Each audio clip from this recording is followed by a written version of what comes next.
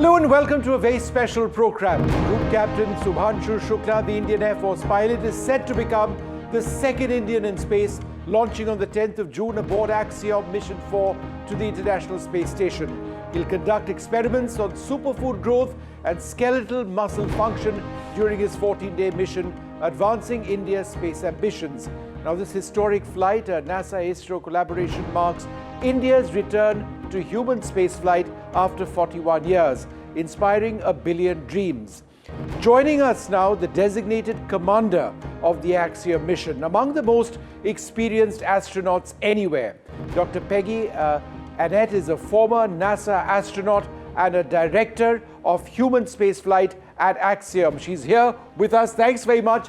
Just a few more points before we go across to the space legend, Dr. Peggy Whitson. She holds the record among American astronauts and among women for spending the most time in space, 675 days. She's the first woman commander of the International Space Station and the only woman to serve as International Space Station commander on 2 occasions. She is the first woman to command a private space mission, AX-2, the first woman and first non-military chief of NASA's astronaut office, and she holds the record for the most spacewalks by a woman, 10 in all. It's wonderful, ma'am, to have you on the program. Thank you very much for being with us. My first question to you, we've seen, and I must ask you this, we've seen just in the last 24 odd hours this big spat between Elon Musk and President Trump, and the question we here in India are asking is your mission on track? Will we see the mission blast off successfully? Yes, our mission is on track. We're expecting a launch on June 10th, and we're looking forward to it very much. Pallab? What a wonderful feeling that she's all set. Right, and just in terms of where the mission is, in terms of preparing for the mission, are you all set? Could you give us a sense for our viewers about, what's going into the final preparations at this stage? Well, at this point, we are studying and fine-tuning all our skills, everything from familiarizing ourselves with the cameras that we'll be using on orbit to yesterday, Shooks and I, for instance, reviewed all the launch procedures and then the contingencies that we might do in case of anything that happens off nominally.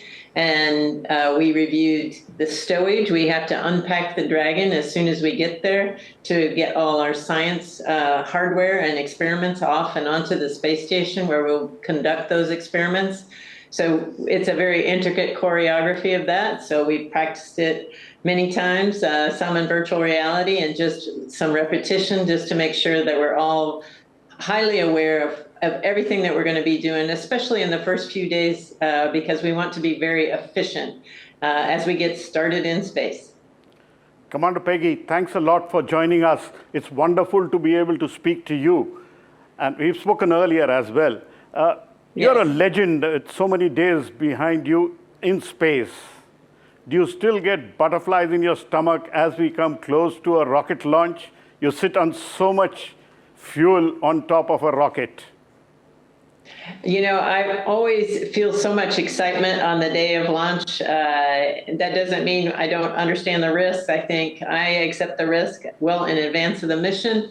And on the day of launch, for me, it is all about just being prepared for that moment and that time and enjoying it. And so it's quite the ride to get into space, to go from 0 to 18,500 miles an hour in just about less than 10 minutes. Dr. Whitson, Shubhanshu Shukla is with you. He's a pilot on board this mission. Obviously, a huge amount of interest over here in India. It's been so many decades since we've had an Indian up in space. Could you tell us about, how it's been working with him, how you've trained together? Any thoughts about your pilot on this mission? I am very proud of my pilot on this mission, and I think you guys should be too. He is an amazingly talented person, obviously, with his background in military aviation.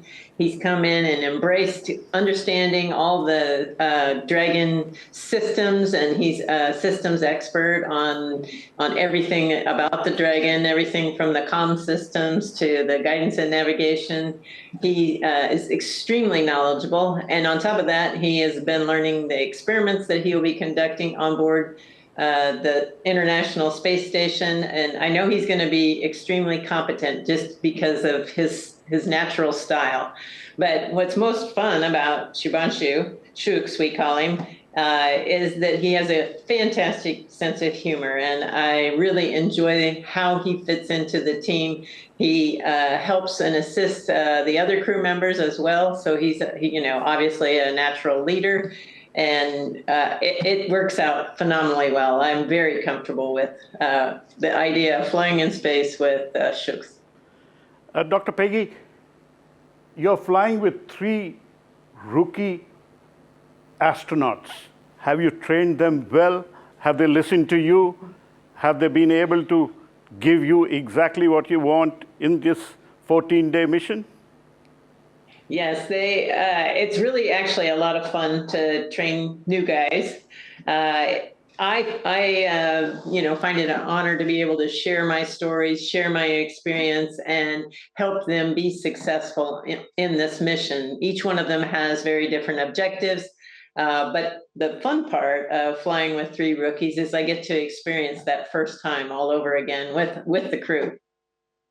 What about the spaceship itself? It's highly automated, perhaps more automated than we've seen any sort of capsule in the past. Could you give us, an idea of what really happens in the days and hours ahead of you, sort of meeting with the space station? So it is a very highly automated vehicle, which is great, and that happens for almost all of that what we call nominal operations. So the ascent and the rendezvous, et cetera. It's very highly automated. However, if anything goes wrong, we have to be prepared to react to it and perform different procedures and actually respond.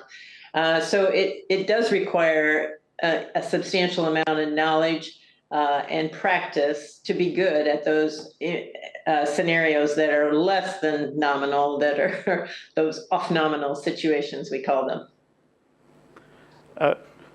Dr. Peggy, Group Captain Shukla is the pilot on the mission. So what is the role of a pilot? You're the commander, he's the pilot, and who carries joy? The commander and pilot work together. So anytime we do commanding, it's done by both. Shooks will activate the command, and then I will execute it. So it's all a very integrated process. So he and I are working very closely through the procedures as we conduct them on board, and so it's very integrated. Our little 0G indicator is going to be over near Swagosh and in seat 1, and we will show you once we get to space how well she floats. Dr. Whitson, obviously there have been several procedures to deal with any sort of emergencies which you may encounter. That's obviously a critical part of your training. Could you give us a sense of how a large amount of the time that you've spent over the last several weeks, if not months, have been towards dealing with something unexpected?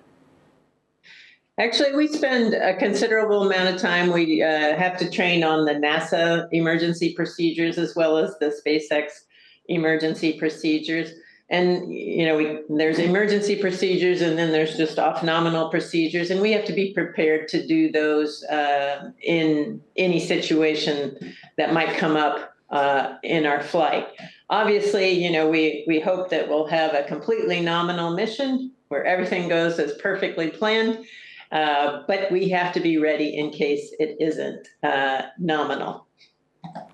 Dr. Peggy, when you go to the International Space Station, and you've been there many times, I'm told there is no running hot water, there is no spa there, How do you folks manage your daily life at the International Space Station? Is it tough? Is it easy?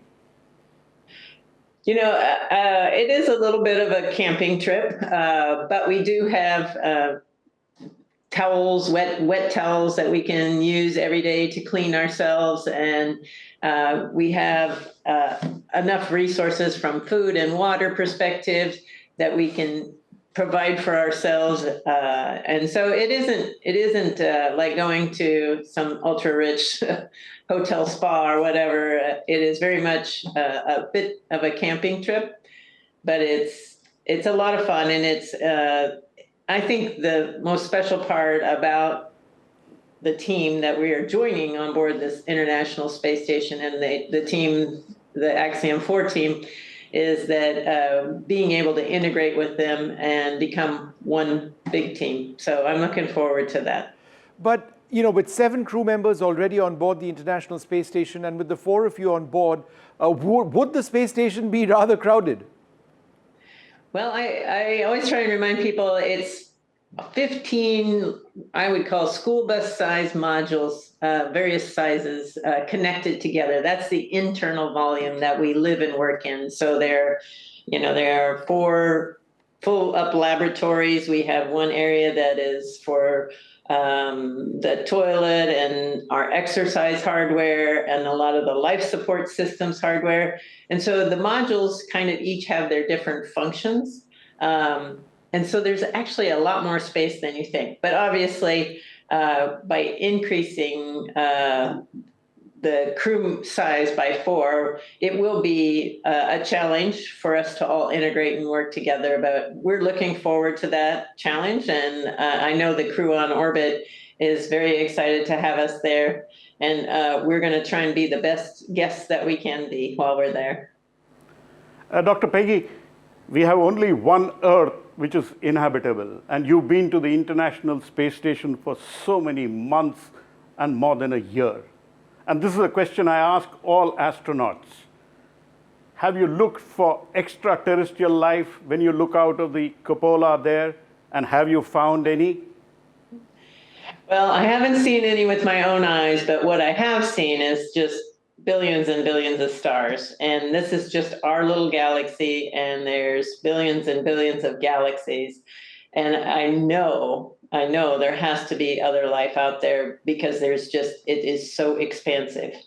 And so I'm sure it exists, may not look like us, sound like us, but I'm sure there is life out there. And I think that's part of the fun of the idea of exploration, that continuing to learn, continuing to develop those technologies that will take us further and further so that we can find out about life out there and help ourselves here on the planet Earth by doing so. Dr. Whitson, we've spoken a great deal about Group Captain Shubhanshu Shukla, but why don't you tell us a little bit about your other crew members? Because as I understand it, they're all getting into space for the first time as well.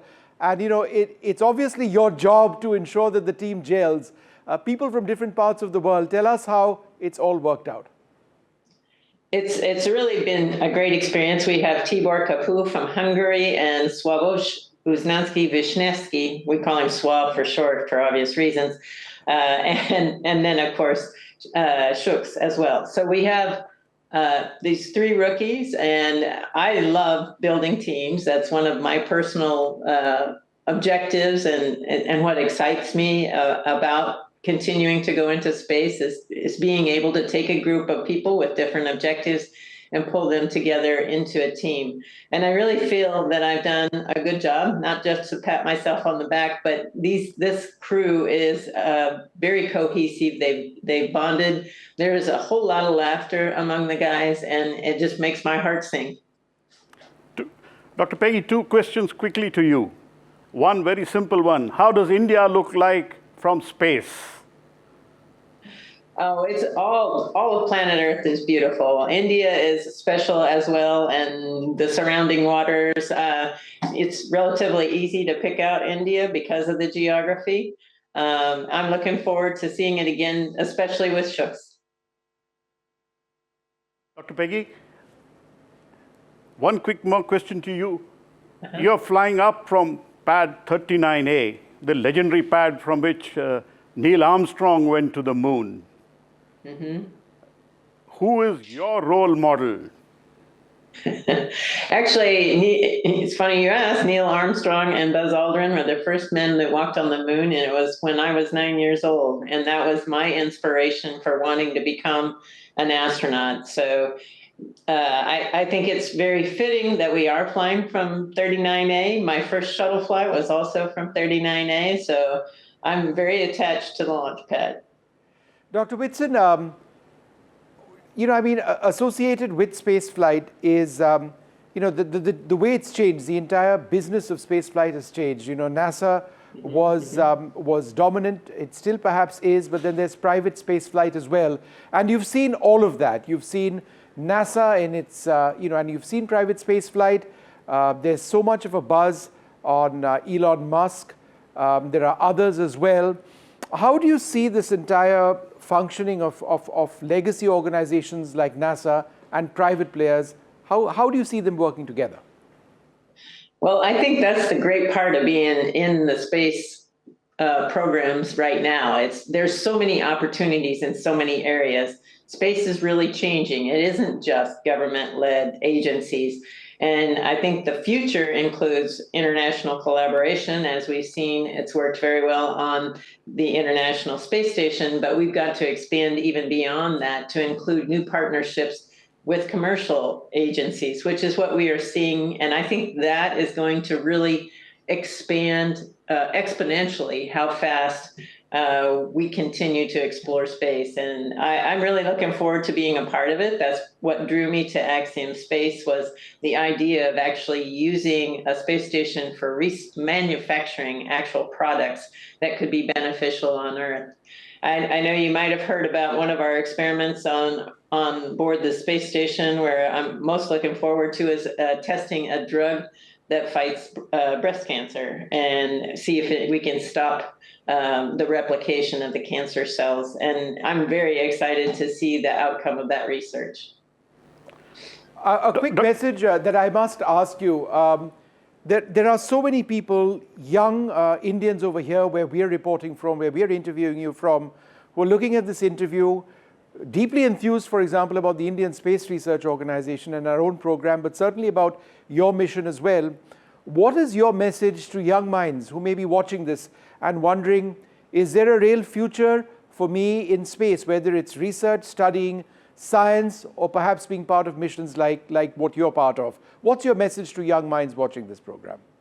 Oh, I absolutely believe there's a future in space in India and around the world. I think it's really important for our young people to really strive, reach beyond what they think is even possible, because in 10 years or so, it's going to be dramatically different. So they really need to set their bar high and really strive to attain those goals, because there is going to be so many opportunities in space and technology development.